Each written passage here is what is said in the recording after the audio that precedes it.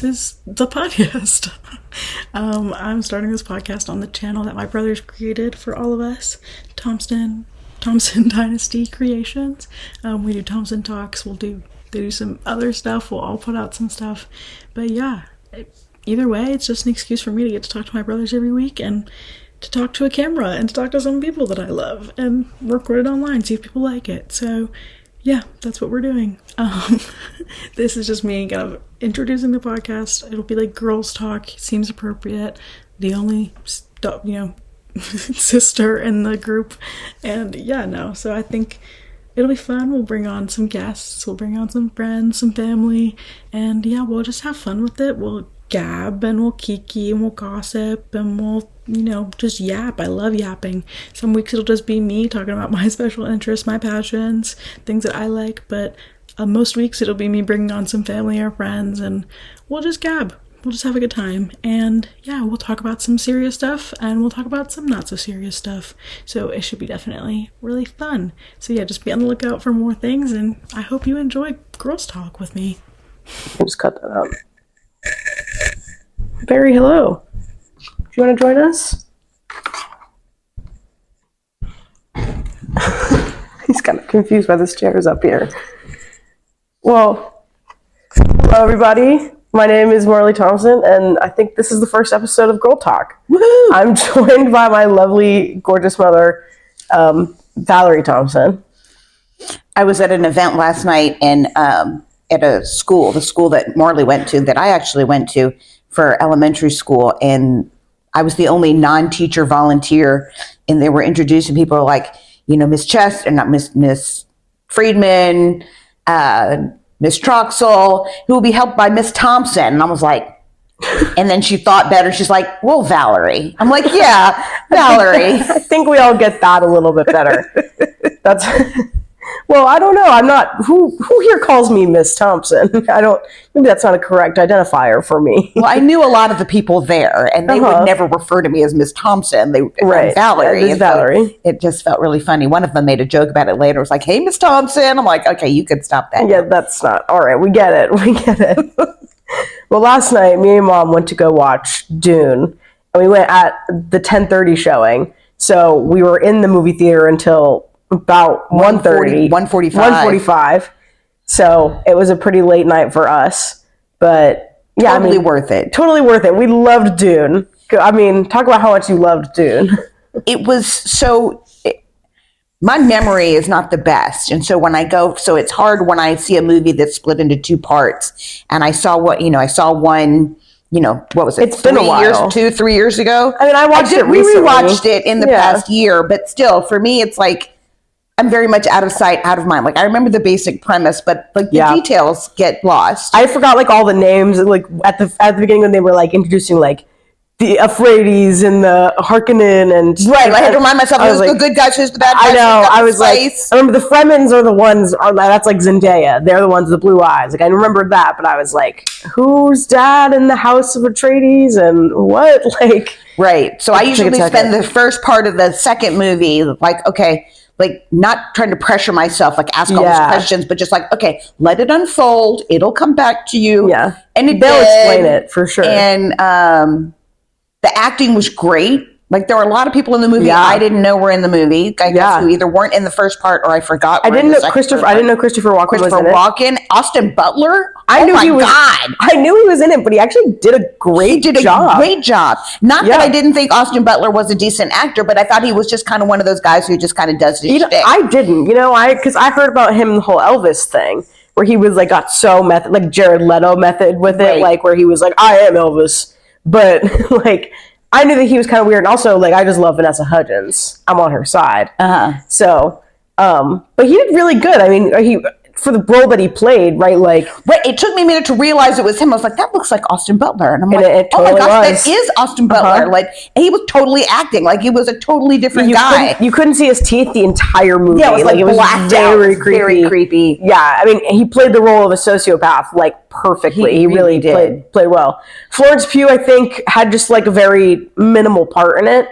Yeah, I thought, but I just love her. Oh my god, I do too. I know, but I was like kind of surprised that it took that turn. Yeah, I was like, well, okay. She's also one of the most beautiful women. Oh my God, I've ever seen. She's just so flawless. gorgeous. And and those scenes with her with the chainmail thing over her face, like that was so cool. These like ornate masks over her. Oh my God, she looks amazing.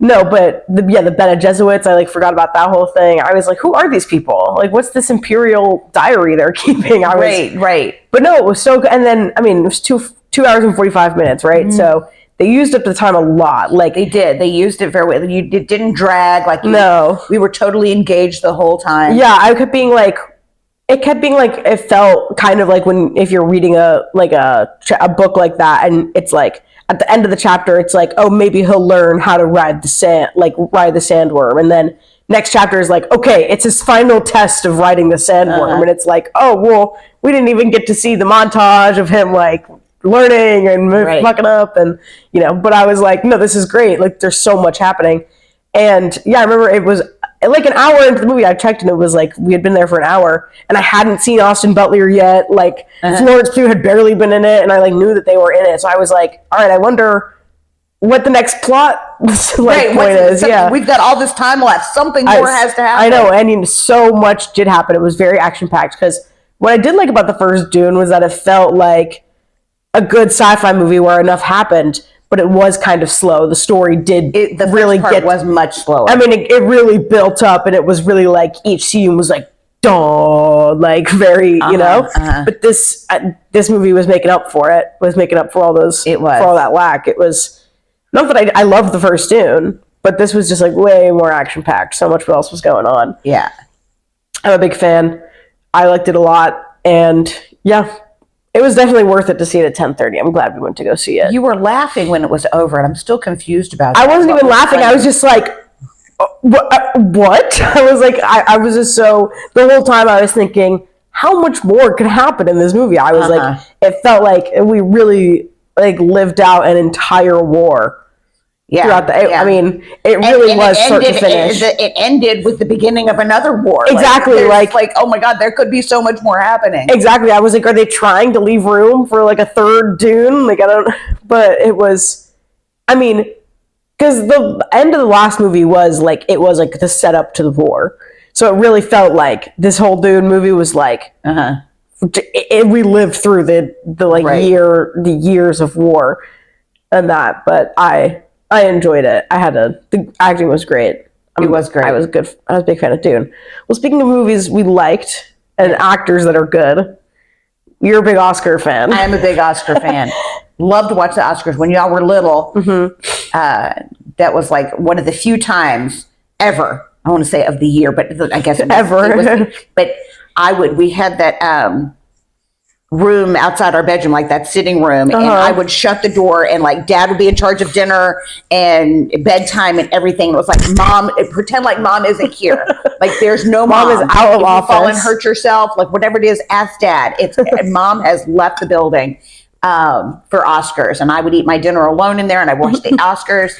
And then as y'all got old enough to like, you weren't not think so much you got interested, but were like old enough to like sit and not bother me and like respect the fact that Mom is watching the Oscars. Yeah. And then you got even older and you got into some of the movies. And anyway, I still don't think any of you are as into it as I am, but anyway. Yeah, I love award shows of any kind. I love to watch people get recognized for doing the thing that they love. Like, I just think that's cool. Me too. Yeah, well, the Oscars this year, I mean, the thing is that you're right. Every year I try to watch some of the movies because I know you always try to get the best picture, and well, at least whatever's in theaters, you get the best picture, the best actor, the best actress.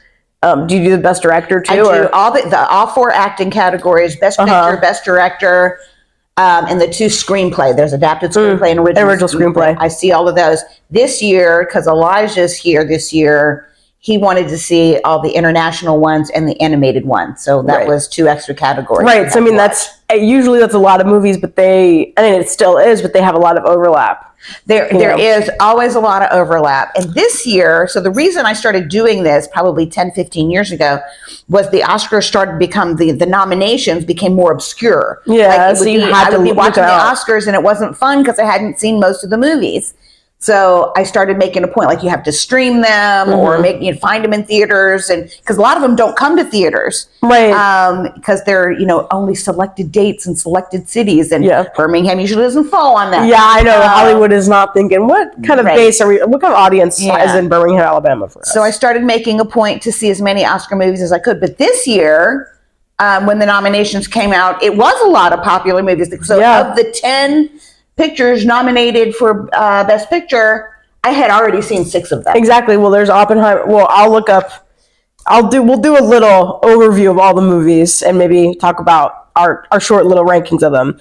But we were talking about this yesterday. How Barbie we thought shouldn't have gotten kind of any. It was fun. It's definitely a significant cultural moment. Totally. And for so many reasons. And I think it was very well done.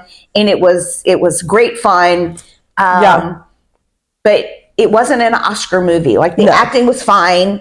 There's nothing wrong with it. I have nothing negative to say, but it wasn't Oscar level acting. I totally agree. And it was just again, I think let's not, just because it's popular doesn't mean it should win all the awards. Totally. Oh wait, that's exactly how I feel. And that's how I felt. And this will be a hot take. This is how I felt about the Grammys. That Taylor Swift, I know that you're not big into the Grammys, but Taylor Swift won Album of the Year for Midnights. And so about Taylor Swift, that she's put out, just a hell of a bunch of music in the past couple of years. And a lot of it has been like redoings of her old albums so that she like gets the royalties for them. I don't know the whole story. But she also released 3 other albums, I think all in the same year. Like Evermore, Folklore, or I might be getting them out of order, and Midnights. But even Taylor Swift fans agree that like Midnights was not that good of an album. That like out of all of the stuff she's been releasing, that is like it's not the best one. And she still won Album of the Year for it, above Beyonce coming out with Renaissance. Right. Which, are you kidding? And Boy Genius, The Record. Right. And SZA, I don't know if you know really I know who she SZA, is. I don't really know her music. And and I was like, well, that's what, she didn't win for Midnights. She won because she's the most popular person in the music business right now. She won because she's been on the Eras tour for like a whole year, which I really don't understand. Because touring is like, you can ask anybody. Touring is like so bad for your mental health. I'm like so confused. But I guess it's because she's taking all these plane rides. She's not having to spend hours on a tour bus. Right. But she's taking 16-minute private jet trips. Well, I could get into that a whole nother time. But yeah, when she won, because apparently she's won out, that was her 4th time winning Album of the Year. In the time between winning her first Album of the Year and her 4th Album of the Year, only I think one Black person has won Album of the Year, which is just it's kind of crazy that she keeps winning Album of the Year. Right. So that's kind of how I felt about Barbie, tying it all back to the Oscars. And even still, people were mad that Margot Robbie didn't get any recognition, and that Greta Gerwig didn't get nominated for Best Director. Both of them did great jobs. Yeah, definitely get kudos for a great job. Sure, it wasn't. It was a good movie. It just wasn't. Again, it's not Oscar. It's not Oscar. No. Stuff. Especially because, again, I said this before, Greta Gerwig shouldn't get Best Director, because this wasn't even her best movie that she's directed. Right. Like, I like Lady Bird and Little Women more. And, if she didn't win Best Director for Lady Bird, I don't know why she would win it for Barbie. Right. But yeah, so for anyone who doesn't know, the Oscar nominations, Best Picture is American Fiction. I will go through them one by one. What do you think about American Fiction? I enjoyed American Fiction. I thought it was interesting. The acting was fine. Again, I'm a little confused about all the nominations. I think it's Best Picture. And again, it was a good movie. It was a good mix of kind of like meaningful political, racial commentary and entertaining. Like, it was funny. Like, the characters were engaging, and it had some really funny moments. But Jeffrey Wright is nominated for Best Actor. Again, did a fine job. Yeah. And again, I'm just like, anyway. So one day I would like to do a deep dive into, I know a little bit more than I used to, but what are the criteria and who's voting? Like, I think actors vote for the acting awards, and I think directors vote for the. So but I would love to learn more about the mechanics at the Oscars. Me too. It's the Academy, right? Like they're right. But not every member of the Academy votes on every category. Yeah, but do you have to like take a standardized test to get into the Academy? No, I'm kidding. I mean, like no. Anyway, so yeah, but American Fiction, it was enjoyable. Right. I don't expect it to win anything. I do want to. I still want to see these movies. I almost always see the Oscar nominations after, and whenever they come out on streaming or we'll find them online. Okay, what did you think about Anatomy of the Fall? Anatomy of the Fall was really good. So better than American Fiction? Yes. Yeah. Yes. It was a really good movie. The acting was phenomenal. It was. I guess you could boil it down to like it was basically like a crime drama, because it was about a trial and the woman being accused of a crime. But it was just it didn't feel, maybe because it wasn't a Hollywood version, which I think, as much as I love the movies, I think now that I've seen more and more foreign movies, Hollywood kind of bastardizes things. Oh my God, popular, absolutely. I mean, to serve the lowest common denominator, I guess. But this just felt more authentic and more personal to like the people. And I really, really enjoyed Anatomy of the Fall. It was interesting. We looked it up because it's a French film, but it's not nominated. It's nominated for Best Picture, but it's not nominated for Best International. And we were curious about that. Like, how is that possible? Apparently, France has a different cutoff date for for submissions, and Anatomy of a Fall didn't make the cutoff date, so it was not eligible for submission. But so the international part. So obviously, the Academy has a different submission date. I guess it made it for Best Picture. Interesting. But yeah, we'd have to look into the mechanics of what happens with Oscars. Why that was, and that's what we found. Yeah. Okay. Well, so next on the Best Picture list is Barbie, and we just talked about that. But it does say that Margot Robbie is the second person who's named under Barbie, because she is an executive producer. Yeah. I mean, I think it was like Greta Gerwig reached out to Margot Robbie and was like, I want to make a Barbie movie. And if I'm going to make a Barbie movie, I'm going to have Margot Robbie play her. So yeah, I think that people are getting upset over it for no reason. And so we won't talk more about Barbie. But okay, The Holdovers. This is the first movie on the list other than Barbie that I also saw.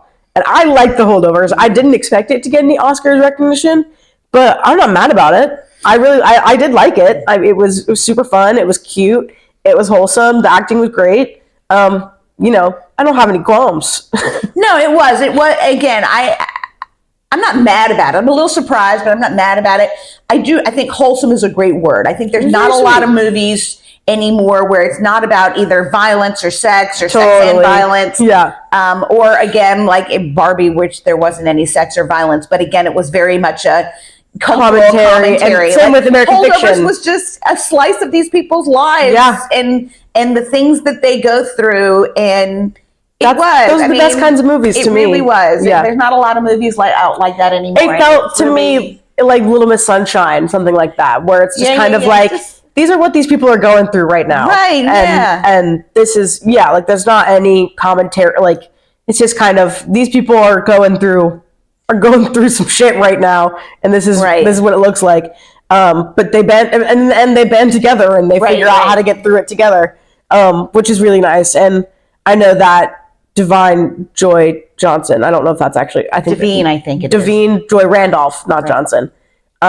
She won the SAG award. For Best Supporting Actress. And Paul Giamatti is great. I mean, he's just fun. Yeah, he's a fun guy to watch. Yeah. And I don't know who the other guy, I don't know his name, but he was good. Kid is. He kind of reminded me of Ezra Miller, which is not great because I think he's under some fire. But he kind of reminded me of him from How to Perks Being a Wallflower. Okay. Yeah. Right. And Blue Beetle, he was Blue Beetle too.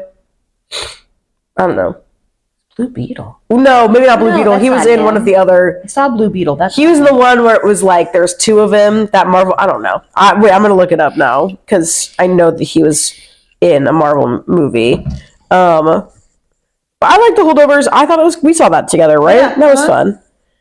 What was he in? Oh, it was The Flash, the most recent Flash movie that he was in. I don't know why I thought that, but okay. So next movie is Killers of the Flower Moon. So Killers of the Flower Moon it's just one of those Oscar bait movies. Like, it was designed start to finish. It's a Scorsese movie. Yes, it's Scorsese, so of course it was Scorsese level production. Yeah. The acting was phenomenal. Here's my problem. Not problem, but here's what I didn't love about Killers of the Flower Moon. It's based on a true story, so it's not like I expected there to be surprises. Yeah. But in the first 20 minutes of the movie, they all but said, okay, here's how this is going to play out. This is going to happen, then this is going to happen, then this is going to happen, and then the movie's going to be over. And it was a 3.5 hour movie. Yeah, that's my issue. And it did not, as opposed to Dune. It was like, oh my God, is this ever going to end? Yeah. That's what I think. I was bored. And we laughed, and I was like, and again, you appreciate it for what it was. So to me, it begs an interesting question. So Barbie was a great, fun, interesting movie that wasn't Oscar level, and Killers of the Flower Moon was an Oscar level movie that wasn't great, fun, or interesting. Yeah. So what really is the good criteria, right? Do you want something that was cultural and everybody had a great time watching it and was popular, right? Or do you want something that has a great production, but no one liked it, no one wanted to sit through it? I talked to other people who did like it. Other people do like it, honestly. But it just wasn't my favorite. I want to watch it because I also understand that the story is supposed to be really interesting. The story itself is interesting. I just don't think they did it justice about it the way anyway. All right. Well, I know that they tried really hard to go about it a certain way, so I'm interested to see how because I heard a lot about the movie, so I'm interested to see what it all manifested in. But I also know that anytime I try to watch a Martin Scorsese movie, anytime I have a hard time getting through the whole thing. We tried to watch The Irishman the year that it was nominated. Yeah, that was I could not even get through it. I couldn't even remember what happened in the first half. I remember being like, how much longer is in this? And it was an hour and a half left, and we had already watched an hour and a half of it, and I was like, nothing has happened. Unless they really pick up right now, I don't see any redemption. I think Scorsese films more about the filmmaking for me anyway than about the story. I will say this about Killers of the Flower Moon. Lily Gladstone, who's up for Best Actress, she did do a good job. And if the previous award shows are any indication, she's a favorite for the Oscar. Yeah. Which, again, I'm not mad. She did do a fine job. But for me, in that category this year, I favored the other folks in the category over her. And I don't want to say she's my least favorite. Again, it's not that she didn't do a good job. She did a great job. But I just think that other people in the category did better. Sure. All right, well, there's Maestro, which you've said is really great, and now I want to watch. So it really, again, not something I probably would have watched had it not been Oscar nominated, because I'm not a big playwright, musical theater fan. He did I looked it up. Leonard Bernstein did The Quiet Place. Yeah, he did crazy. He did a million things. He's composed a lot of movies. I know so many things, but again, it probably wouldn't have been like, oh yeah, I really want to see that. But it got such great reviews, and it was Oscar nominated. It was very good. It was very well done. Both Bradley Cooper and Carey Mulligan were amazing. I think Bradley Cooper. I think he's like the main producer on it. He was, and they're saying it's like I saw, and he's not nominated. Well, it is nominated for Best Picture. Yeah. He's not nominated for director, but as producer, I've read. He's the director. He's the producer and the director and the star. Well, Steven Spielberg is second on the producer list, so I thought that he was the director. Maybe. I thought Bradley Cooper. Anyway, I could be wrong about that. Yeah, we'll see. He is hands down. He won't win, but he is hands down my choice for Best Actor in the category. He was magnificent, and the hair and makeup as they aged him, because it was the span of. It was mostly about his relationship with his wife, but it spanned his age from early to mid 30s to 70s, 80s. Wow. That's impressive. And he really the hair and makeup that aged him was phenomenal. It was really good. Yeah, I'll have to watch that. Well, next up is Oppenheimer. But we saw that, and with the whole Barbenheimer thing, we did the whole day of it. Yeah. We'd already seen Barbie twice before, I think, already, or maybe just once before. But yeah. But then we watched because y'all were at camp, and we couldn't see it on the opening day. So Yep. But excuse me. Sorry, guys. I've been coughing up a storm lately.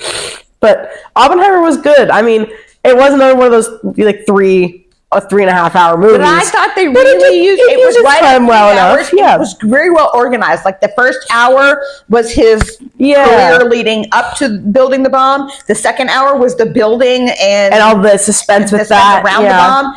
And the third hour was the aftermath after them having used the bomb and how that affected his career and his life. Yeah, wow. And it was great. They did it really well. I've been wanting to rewatch it kind of like just in my living room and kind of see what the effect is like not seeing it in a theater. But yeah, it was really impressive. I don't know. Again, I am also not a huge fan of like Christopher Nolan is like fine. He's not one of my favorite directors. I know that Elijah was super pumped just because it is a Christopher Nolan movie. And he was like so excited just for the bomb because he was like, the bomb was supposed to be the cool, like that. The scene with that. It's not CGI. It's an actual explosion. It's an actual explosion. And it was cool. But it's fine. It to me, it looked like someone had a really nice film camera that could zoom in to the inner workings of an explosion. It wasn't like all that special. It looked like an explosion. I was like, okay. But I mean, it was cool, and it was really loud. Really loud. It was very loud. I thought it was well shot. Me too. The use of sound and music in the movie was very good. Totally. They that really built the world for me. I felt like, especially in the aftermath of him like having to deal with, all the people that his bomb killed, right? That like all the sounds that went through his all the sounds in that part of the movie were really interesting. Like that. Because there was no bombs going off, but they all did all like the white noise and like the blurring out, and I thought that was really really cool. I don't know if there's like an audio award. There might be. There's a sound award. Yeah. And Cillian Murphy, I think, did a fine job. Again, past award shows is he up for? He's up for Best Actor. Okay. And if past award shows are any indication, he'll get the Oscar. Again, I won't be mad at it, but again, I just thought Bradley Cooper was so special. Yeah. But I think Cillian Murphy will probably get it. Yeah. Well, Past Lives, which is something I really wanted to see when I saw this trailer come out, and so I'll want to go back and rent it on Amazon and go watch that. But what did you think about Past Lives? I enjoyed Past Lives. Also, again, production-wise and acting-wise, it is an Oscar movie. Yeah. It's not going to win anything, but I could see why it's up there. The acting was good. The premise was sweet.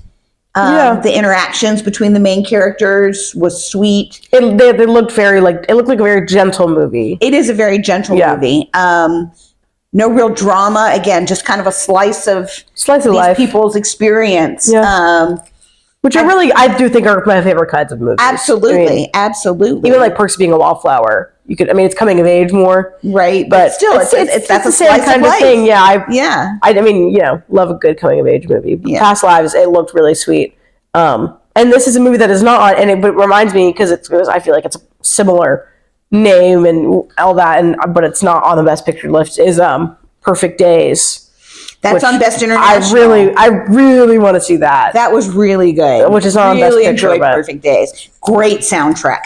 Oh yeah, great soundtrack. It's set. Is it set like present day? But he listens to cassette tapes that he finds because he cleans public toilets and he lives a very meager life. Right. So he goes to they show several scenes going to the music shop where he just picks out old cassette tapes. That's awesome. And he goes to like a used bookstore and that's all he buys are like the sale paperbacks at the used bookstore. Yeah.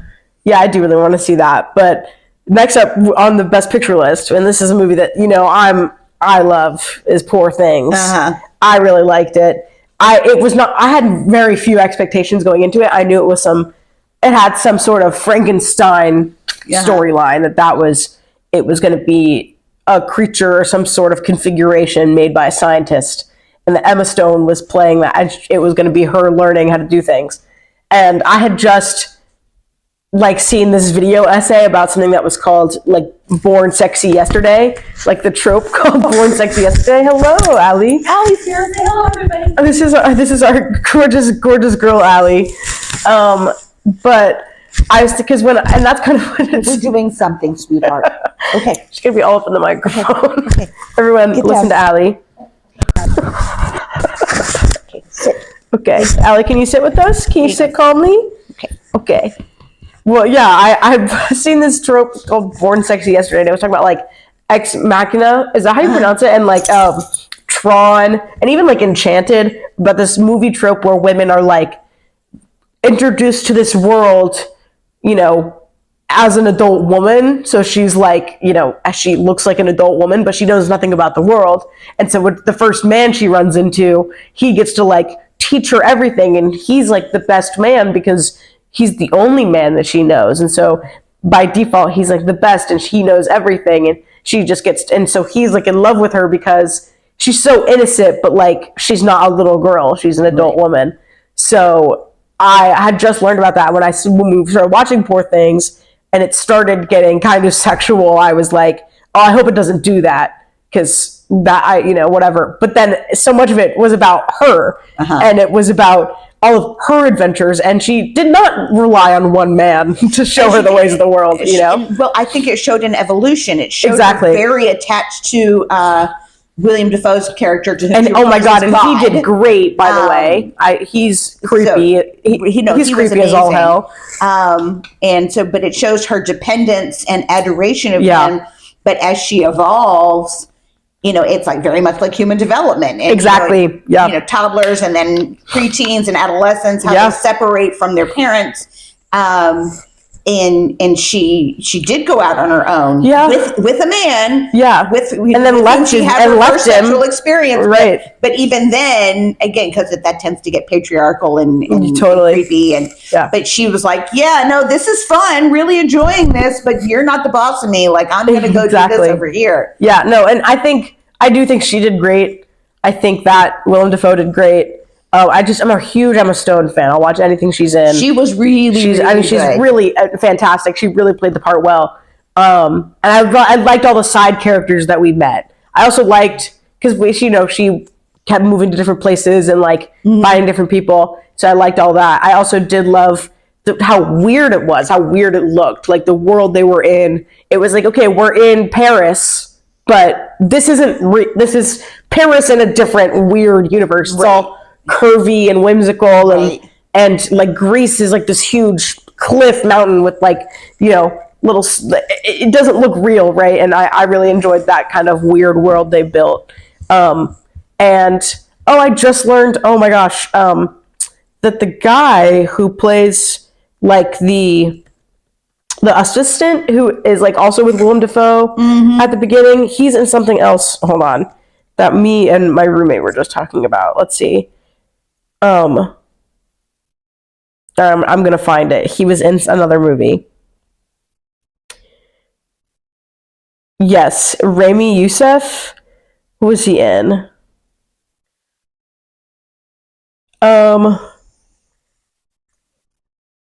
Apparently he was the director of an episode of The Bear. Oh, wow. Maybe I don't remember what he was in, but we were talking about him. About being in something else. Oh well, I don't know what else he was in, but I guess it doesn't matter. But the last movie on the Best Picture list was The Zone of Interest. You said you didn't. That was whatever. Again, appreciate the production of it. Yeah. It was well shot. The acting was fine. Although it's interesting, the wife in this movie was also the lead. Same actress was the lead in Anatomy of a Fall. Really? And in Anatomy of a Fall, like, she's up for Best Actress. I would not be mad at that. And who is this? Her name is Sandra Huller. Okay. She was, but it was a much more, not nearly as significant a part in The Zone of Interest. And it wasn't until the end of the movie that I realized, oh my gosh, that was her. Anyway, I can see why it's on the list. It was a very interesting juxtaposition of the slice of life, just ordinary lives of this Nazi officer and his family going about their daily whatever. But their house is literally right outside the wall of the Auschwitz concentration camp. Yeah. So this juxtaposition of these people living just this ridiculously ordinary life right next to just such horrors. Right. It was well done and appreciated. But again, just kind of, watching them get up and have breakfast and the kids go off to school, and it was just kind of, whatever. It was whatever. Yeah. Well, I could say that the only like Nazi movies that I've actually enjoyed have been Inglorious Bastards and Jojo Rabbit. Which is all I can say about that. Jojo Rabbit was great, though. Jojo Rabbit was a great movie. Talk about a great movie that didn't get enough Oscar recognition. I mean, it got a lot of nominations. It got a lot of nominations. It didn't win anything, which I was very upset about. I was rooting for Hello Barry. I was rooting for Jojo Rabbit that year. I'm also, speaking of white women that I love with Emma Stone, I really love Scarlett Johansson. Scarlett Johansson, yes. Yeah. I always said she's always my dream blunt rotation. It's like Emma Stone, Scarlett Johansson, and then like Florence Pugh. They've all got some Oscar recognition. Well, not Scarlett Johansson this year. But so, having said all that, who's your pick for Best Picture? And I know it's a hard one. I would say I would give it to Anatomy of a Fall or Oppenheimer. That's what I thought you'd say. Just for overall, I enjoyed the movie, thought it was well done. So to me, again, one day I'm going to do a deep dive into like what's actually the criteria, what are people supposed to be considering. But for me, Best Picture is, there's got to be a chemistry, a flow, like the acting, whether or not there were actual nominations for acting, like the acting has to be good and they have to have gelled well with each other. Yeah, totally. Sometimes you see a movie where somebody's like a standout and everybody else is just meh. Yeah. So, and it feels unbalanced. So for overall acting, chemistry, flow, interesting, directing, which is another thing I'm a little confused about, but production of everything, sound, music, all that. Yeah, Oppenheimer, Anatomy of a Fall would be my picks. I would say I think Oppenheimer would deserve it because at least it's like got that same kind of cultural moment that Barbie does. Right. And a lot of it because of Barbie, but also it was Oscar worthy. Like it was an Oscar worthy movie, and it did all the things that a Best Picture movie usually does. So I'd say Oppenheimer. Personally, I'm not having seen all the movies on this list, I would pick Poor Things or Oppenheimer because personally, Poor Things is just my favorite movie of the year. But I mean, when we could go through all the other nominations, but that would take us a long time. No, and so there's a lot of overlap. I can tell you who my picks are in whatever category you want, but I don't think we need to go through all the movies. No, we definitely don't do that. I will say there are movies of note that were nominated, that not for Best Picture, but that I saw for other categories that I really liked. Naiad, about a swimmer who swims from Cuba to Florida. Just an amazing physical feat. The acting, Annette Bening and Jodie Foster both. And Annette Bening, she's been in so many other things, right? Yeah. And then Robot Dreams was one of the animated picture, also just amazing. No dialogue. It's an animated movie. There's no dialogue, but you don't miss it. Like it totally tells the story just visually, and it was really, really good. I definitely want to see that. And speaking of animated movies, first of all, I do hope Spider-Man wins because I was obsessed with the. Yeah, it was such a great movie. I know, and I personally liked the first one, Beyond the Spider-Verse, more, but because that one I don't think won Best Animated Movie. I think that it still deserves an Oscar just for the art style. Honestly, I think it is like such an innovative way to make an animated movie. Especially like one that goes in theaters. Like I've never seen a movie like that in theaters. So, Annette Bening was in. I was looking her up. 20th Century Women. That's what I recognize her from. That was a good movie. Yeah, that was a good movie. But I will say also the boy. Speaking of animated movies, The Boy and the Heron. I will talk about this. I was disappointed by it I was too. because I really like Studio Ghibli movies, and I was excited for there to be a new one, and supposedly one of the last ones because the guy's old. And it was okay. It was Robert Pattinson was supposedly the heron, but really did not sound like him at all. He's got, acting, baby, I guess, but that guy's Batman too. I guess he really does those voices. Look at his career. He's done Batman. He's done. He was in Harry Potter. He did. Edward. Right. And he's what he's most known for.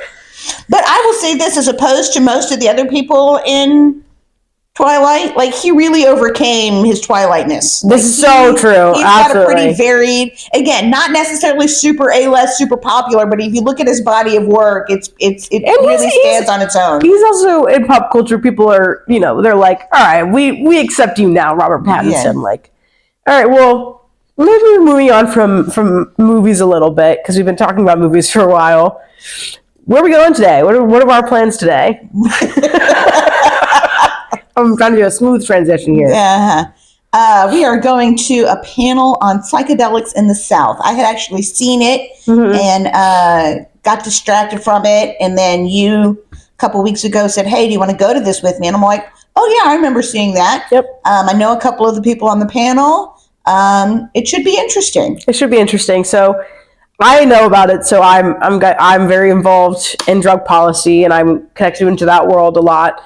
And so SSDP, Students for Sensible Drug Policy, is one of the organizations I'm with. And someone from that organization who runs their psychedelic pipeline that helps people get into like psychedelic careers, she knew the organizer of this event and gave my phone number to this person. And they said, hey, Marlie, we know that you're from Alabama, and they're having this thing in Alabama, in Birmingham. You got personally invited. Yes, I did. Nice. And they said, I don't know if they have a phone list that they, I'm sure that they have some sort of phone list that they reach out to. But yeah, I mean, it should be interesting. I think a lot of it is about like psychedelic treatment and like therapeutic treatment.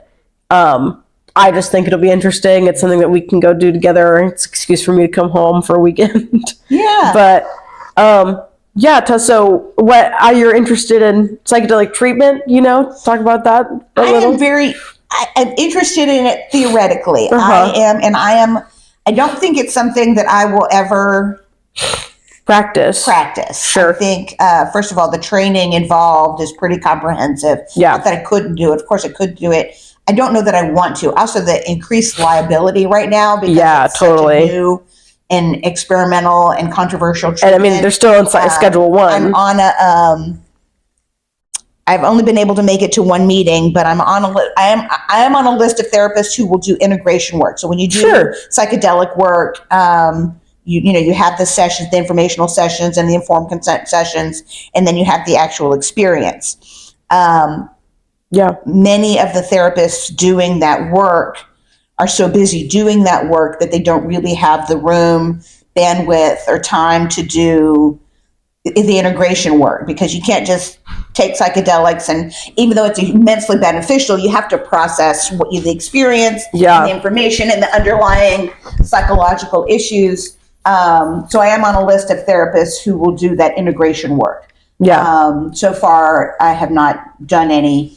I have worked with people who have done psychedelic work, but the work we're doing is not integration. Right. It just happens that I see people who have done that work before. Right. So I think it's very promising. I'm very excited about it. Yeah. I love that more people are. And so all that to say, I'm also on a group where we meet monthly. It's like a psychedelic practitioners monthly Zoom call. Nice. In Alabama, or is it like Alabama? Okay. Well, Birmingham. Oh, interesting. Surrounding areas. Yeah. I think there are some people on it that are not from Birmingham. Yeah. Anyway, just to kind of talk about the experiences and the challenges to the work. Yeah. Again, I've only been able to make it to one of them. And I think it's so interesting. Again, there's so many things that went on during that call that made me glad I'm not doing that work. Sure. High stress. For sure. Yeah. There's just a lot of things you have to go through and consider. Right. And I guess if I was earlier in my career, I might be more excited about that. But I'm like, you're already 27 years into my career. And I kind of like the way I'm doing things now. This would be a huge disruption, a great one, but huge. And so I just don't know that I'm fully committed.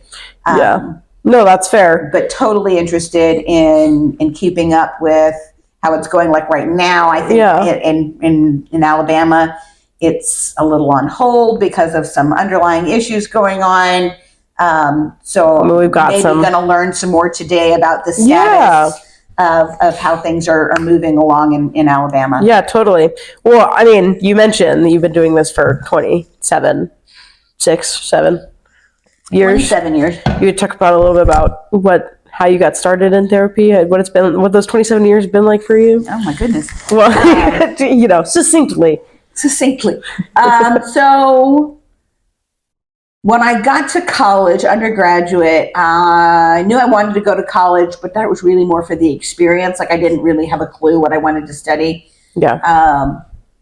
Anyway, long story short, I ended up choosing psychology as a major because my dad was a psychiatrist, my mother's a psychiatric nurse, and I was like, okay, I understand like the lingo Like Yeah, was I already raised get on the it. terminology, yeah. Like I'm familiar. So that's what I decided to major in.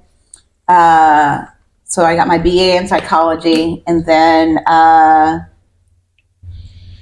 still didn't really ignite any fire in me. And so I went on to, I waited tables and bartended in college. So I went ahead and just kept doing that after I graduated college. Sure.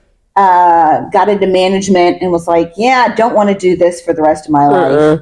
So I started thinking about grad school. So I ended up going to get my master's in counseling. I was back home in Birmingham at UAB because I had been volunteering at Rape Response as a volunteer hospital counselor when people came into the hospital after rape or sexual assault. Yeah. I'm gonna pick up your microphone. I don't want the people to miss your important message. Really enjoyed that, and there was a woman there who worked at Rape Response who I just thought hung the moon. I thought she was awesome, and I was like, I want to do that. Coupled with my own therapeutic journey, my own trauma, and my working through my own trauma and issues. Really, that's what sparked most of the fire in me. Is like I got better. Like it worked. Yeah. And I was like, wow, that's like it really lights up almost stuff like for you. magical. Like wow, like it's possible to feel this bad and then not feel this bad. Right. And so like I wanted to be a part of that. So all of those things kind of happened in the same, I don't know, 3, 4, 5 years. I was like, okay, then I guess I want to do this. So that's why I started doing that, and then got my license. Have worked in various nonprofit agencies, did a little consulting here and there, been in and out of private practice, have been back in private practice and just solely in private practice for the last 5 years. Yeah. I really, again, I think it's just, I like people as a concept. That's, I'm not a big fan of lots of it. Like I'm an introvert. I don't really draw energy from being around a lot of people. Chit chat is not only difficult, but sometimes painful for me. Oh, I can agree with that. Yeah. But when people really sit down and get real and talk about really what makes them and their dreams and their hopes and their fears, and like that to me is so fascinating. Yeah, totally. And so it really is, I get to go to work every day and people trust me with that. And it's such an honor, and it's so interesting. And I really believe people come to therapy with everything they need to get better. I have no magic. I don't. The only thing I give my clients is a safe space to explore their own stuff. Yeah, totally. They have they come with all the tools. Yeah. I just help them find them. Yeah. And watching that happen is just amazing. I mean, it's a great way to look at it. I think that, because I think a lot of people, either start therapy because they're like, I need someone to tell me what to do. I need someone to tell me how to get through this or how to do this. But that's not really what it's about. It's about, you need to figure out what to do. It's just that someone, most people just don't even have anyone to talk to work that stuff out. You can't work that all out in your head. Right. It is not how that works. You need an outlet to put all of that and to organize it. Yeah. And you just need someone who is a little bit more experienced in an organization. Right. And who knows how to organize those thoughts and how to use them in a way that helps you. It's like, it's not that you need to not think certain things or not do certain things. You just need to figure out where to put them. Anyway, I don't know. I think that that's a good way to look at it. And because I could say that even like before I was like, no, I don't want to go to therapy because I didn't like therapy when I was younger. When I was like in middle school, and I was like, well, I don't like it, and I just will never do it again. And then I started doing it again, and I was like, this is actually super helpful. And I actually just needed a better therapist, I think. And I think I just needed someone I felt better talking to. And so I think you're right that it is, I definitely have a different outlook on it, that it's not about asking them, what should I do? Right. What do I do with all this stuff? But figuring it out for myself and just having someone to bounce it off of. Now, having said that, it is not advice and it is not telling you what to do. Now, but to me, there is a balance of suggestion. Now, I always get when people come and say, I did what you told me to do. I'm like, wait a minute. Hold up. I'm not liable for any of this. I offered a different perspective. I offered a suggestion to consider. I did not tell you to do anything. Right. But yeah, because it's just what's fascinating. So years and years ago, I consciously tried to eliminate the term common sense from my vocabulary. Yeah. Not 100% successful because I'm human. Sometimes people are just morons. But I think I don't believe in common sense. Like people have different upbringings and experiences about what's common. What's normal, what makes sense. And so what's common sense to you and makes perfect sense to you is so outside somebody else's experience. Totally. And I'm not even talking about culturally. I'm talking within the United States, within the South, within Birmingham, within, smaller even pockets. Within families too. Right, even within But yeah. But a little, yeah. Yeah, you're right. So I'm constantly intrigued that people come into therapy with so little EQ, emotional quotient. Like it's just not something they were really ever raised with, any kind of awareness or understanding of emotions and how they work. So it's not so much suggestions as kind of psychoeducation. Yeah, totally. But I find anecdotes very helpful in explaining. I have been very conscious my entire career not to use a lot of psychological lingo. Because it gets confusing and kind of isolating. Well, first of all, I find it pretentious. Yeah, that too. But again, especially if you come without this understanding, the lingo is not going to be helpful. Right. So I find anecdotes helpful in conveying the message. So that's where sometimes maybe the suggestions come from. It's like, well, how would it feel like if you had said this and stood up for yourself and actually advocated for anyway? And they're like, like that's so. I can stand up for myself. I never realized that was an option. Right. People are just like, no, it never occurred. I can't prove it. Because they said it was for another reason, but I just lost a client I had only met with twice. And I am 99% sure that her husband didn't like what she was coming home with, and made it difficult for her to continue. Because again, it was like just in 2 sessions, light bulbs were going off. She's like, oh, really? Yeah. I mean, she was being so sublimated and borderline psychologically abused. And I think she went home excited about all of that. And he didn't like it. And well, that's kind of the whole point of psychological abuse. Absolutely. I guess. So, absolutely. Yeah, well, that's unfortunate. I hope she sticks with it and keeps those things in the back of her mind. And I hope so too, but I can only hope for the best. Yeah. Well, I think we've been talking for a while. I think almost an hour. And I think that I love talking to you, so we could do this for a while. But we can also spend the rest of the day talking and just not record it. Just not recording. Yeah, but I hope that we've got a good enough conversation for the recording. Call this the Oscars edition. Yeah, exactly. We'll have that be. I guess this will come out after the Oscars, though.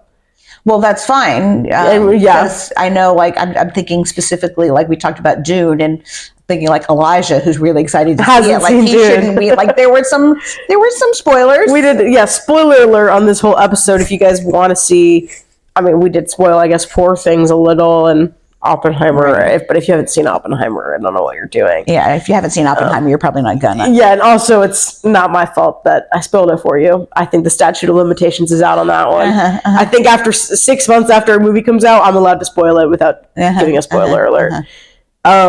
But thanks to my beautiful mother for joining me this week. Thanks to my beautiful daughter for having me, and good luck on your girl talk journey. Yeah, and maybe we'll have you back, and maybe we'll see more Anytime. Well, thank you, everybody. I hope you enjoyed.